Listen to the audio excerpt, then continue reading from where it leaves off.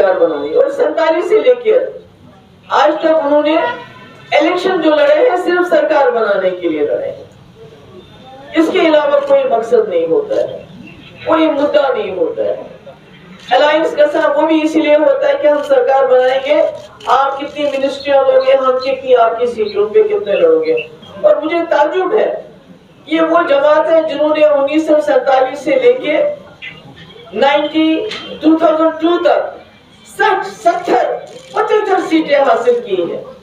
और जब हम इनकी कारकर्दगी देखते हैं तो उसमें जो 16 सीटों पे पीडीपी ने सरकार बनाई और इनकी 60 सीटों की जो सरकार है, तो वहां मुफ्ती मोहम्मद सईद साहब की कारकर्दगी इन पे बहुत भारी पड़ती है।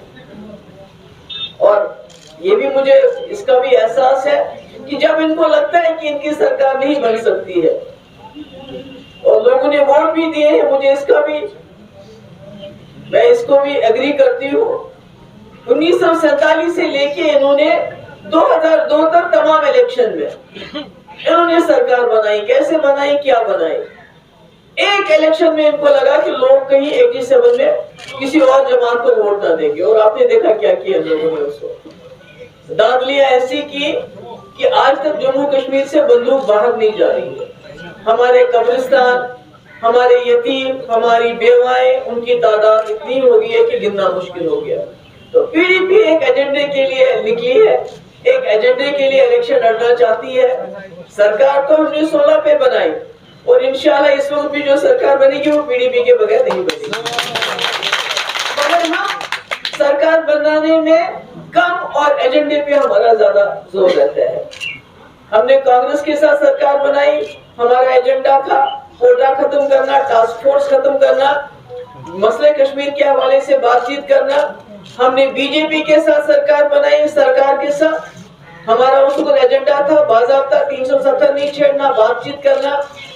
और मैं जानना चाहती हूँ, क्योंकि नेशनल कॉन्फ्रेंस हमेशा इल्जाम लगाती है कि पीडीपी ने बीजेपी के साथ किया। मैं उमर साहब से पूछना चाहती हूँ, जब आप बीजेपी सरकार में वजीर बने, आपकी कारकर्दगी उन 5 सालों में क्या रही?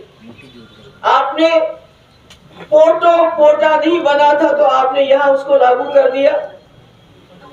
शाहतूत जो हमारे गरीब, हमारी माएं, हमारी बहनें घरों में काटती थी शाहतूत, उस पर बैन लगाई जब आप कॉमर्स मिनिस्टर थे, जब आप फॉरेन अफेयर मिनिस्टर थे, एक्सटर्नल अफेयर मिनिस्टर थे, तो आप पूरी दुनिया में जाते थे, जम्मू कश्मीर का कोई मसला ही नहीं है।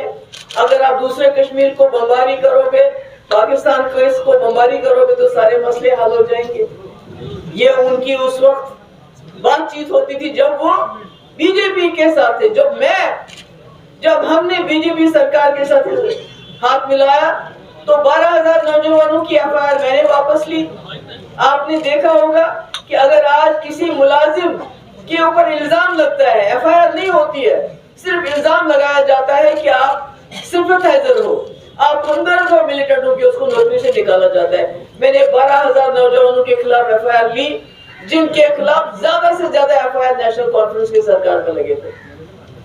मैंने पूरे हिंदुस्तान से, पूरे मुल्क से डेलीगेशन लाया, मिनिस्टर्स का, मेंबर पार्लियामेंटेरियंस का, और बातचीत के लिए हुर्रियत के दरवाजे पे लाया। और ये काम मैंने किया बीजेपी के सरकार में होते हुए।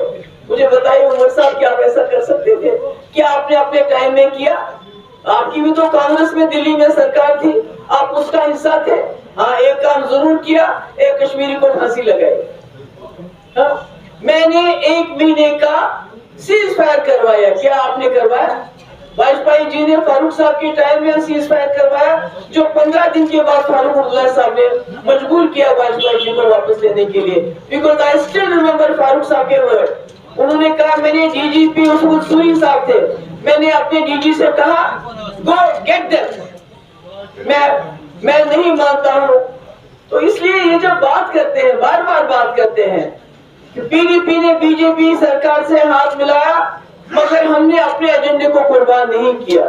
मगर जब उमर साहब बीजेपी का हिस्सा थे तो उन्होंने बीजेपी को एजेंडा चलाया, नेशनल लेवल पे, इंटरनेशनल लेवल पे पाकिस्तान की बमबारी की बात करके, स्टेट लेवल पे पोर्टल को यहाँ लागू करके।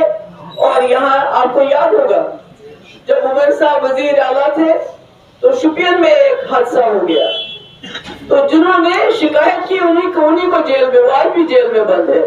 مگر میرے وقت میں جب اس قسم کا حادثہ ہوا تو میں نے بی جے پی کے منسٹرز کو ڈراپ کر دیا۔ تو یہ ہمارے ساتھ اگر یہ بحث کرنے پہ آئیں گے تو مجھے لگتا ہے ان کے لیے بڑی مشکل ہو جائے گی، کیونکہ مفتی صاحب کی 3 سال کی کارکردگی، گیلانی صاحب کو جیل سے رہا کرنا ہے، کیا طاقت عمر؟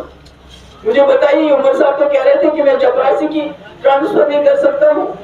اگر یہ طاقت ہے حریت لیڈروں کو جیل سے رہا کرنا، بی جے پی کی بات چیت کروانا سیپریٹسٹ کے ساتھ ایل کے اڈوانی جیسے، تو وہ پی ڈی پی کروا سکتی ہے اور کوئی نہیں کروا سکتا ہے۔ یہ نیشنل کانفرنس صرف اپنے مفاد کے لیے سرکار بنانا چاہتی، جب سرکار بنتی ہے کہتے ہیں ہندوستان زندہ باد، الیکشن حلال ہے، جب سرکار نہیں بنتی ہے تو کہتے ہیں الیکشن حرام ہے، جو انہوں نے 22 سال یہاں رائے شماری چلائی۔ تو اس لیے پی ڈی پی کا ایک ایجنڈا ہے، مجھے خوشی ہے مشتاق صاحب جیسے لوگ اس ایجنڈے کے ساتھ جڑ رہے ہیں۔